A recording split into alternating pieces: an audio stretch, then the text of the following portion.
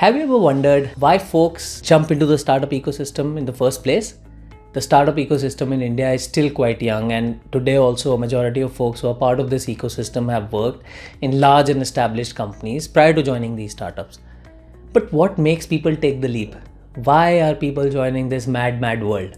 From what I have seen and heard over the years, usually there are three approaches that people take. There is the idea approach, there is the opportunity approach, and then there is the back to the wall approach. Before I go any further, please do note that there is no right or wrong approach here. These are all life situations where you might find yourself while contemplating a move to the startup world. So hey, all approaches are absolutely and perfectly fine. What's important is to understand which approach you are taking, because each approach will have a different success criteria and a very different payoff. There is an idea that you have in your mind. You feel that there is a lot of potential in that particular idea. You feel that it solves a problem which is either not being solved or the existing solutions don't solve it well enough. You also feel that it can be monetized. So you see a problem, you see a solution, you see a business potential, and then the whole combination just does not let you sleep.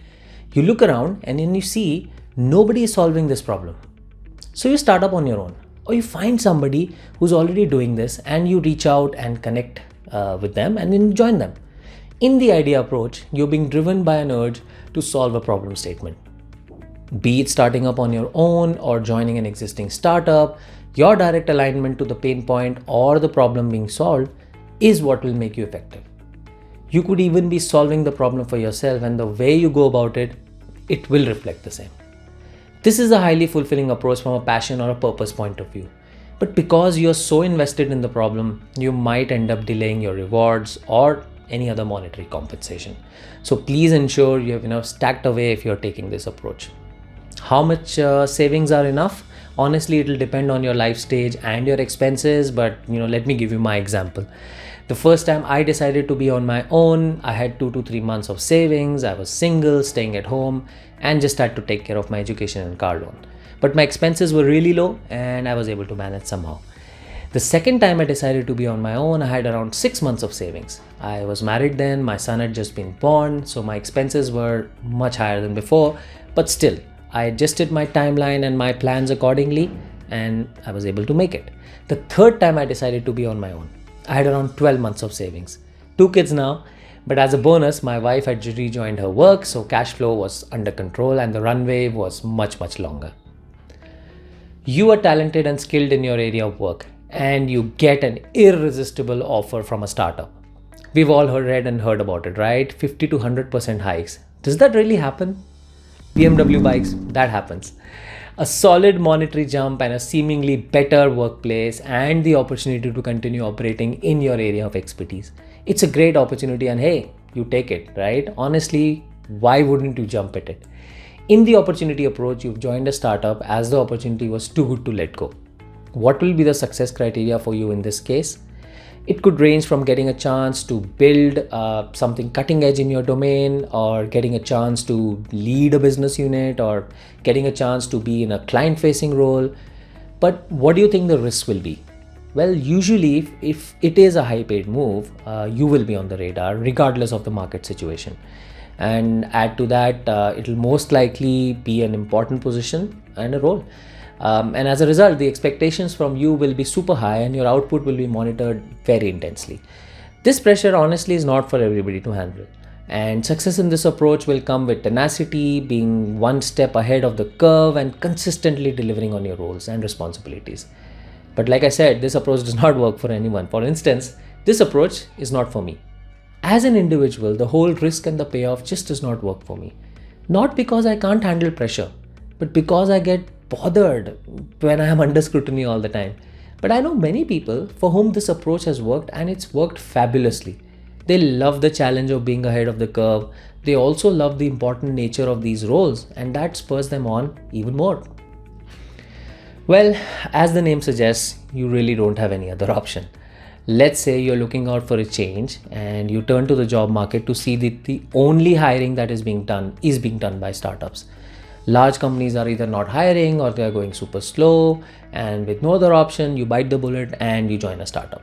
Or let's say you're in a good job with a large organization and things seem to be going great for you. But then suddenly the market becomes tough. US goes into recession and your company, which was super dependent on the US market, suddenly finds the going very tough. You look for a job and you find that only startups are hiring, and boom, you are soon working with a startup. In the back to the wall approach, you might find yourself so much in a corner that the only way ahead will be to push forward. Seems like the simplest approach, no other option left, right? But the process of discovering that you don't have any other option left is honestly the most painful of the approaches. Let us say you've lost your job suddenly. Not being able to get a new job while being on your notice period is tough. Or let's say you are bored to death in your current job. Mentally you've checked out, but you're asking yourself existential questions like, what am I even doing here? It's really tough. And in this situation, the only roles you can land are the ones with startups, and you accept one of them. You will justify the choice to yourself, but heart of hearts, you know that you have only taken up this role because you did not have any other option. How to succeed in this case? With this approach, you enter the startup world with only one driver: survival. And survival instinct, my friends, is a very, very powerful tool. If harnessed correctly, it can become your core strength and make you indispensable. Say yes to everything that you're asked to work on and give it your best shot. Be like a sponge. Absorb and learn everything that you can. Show up every day with hunger and work like your life depends on it. Well, there you have it. 3 approaches that you can take as you contemplate joining the startup world. Can you guess which was the approach I took? Drop a comment and let me know. Which approach do you find yourself close to? I would love to know and answer any questions that you might have. Finally, as we wrap this up, do you also know what is the common thread running through all these approaches? All approaches challenge the status quo. As individuals, you are challenging your existing situation and leaving stable shores for seemingly choppy waters. And yes, working with a startup will come with a lot of challenges and more than its fair share of uncertainty. But you get the upside of learning immensely, the chance to solve a massive problem, the joy of creating and executing plans, the opportunity to create wealth, tons of it. Just be aware of your approach. It'll help you scope down quickly on what you really need to succeed. See you next time for more, and don't forget to like, comment, share, and subscribe.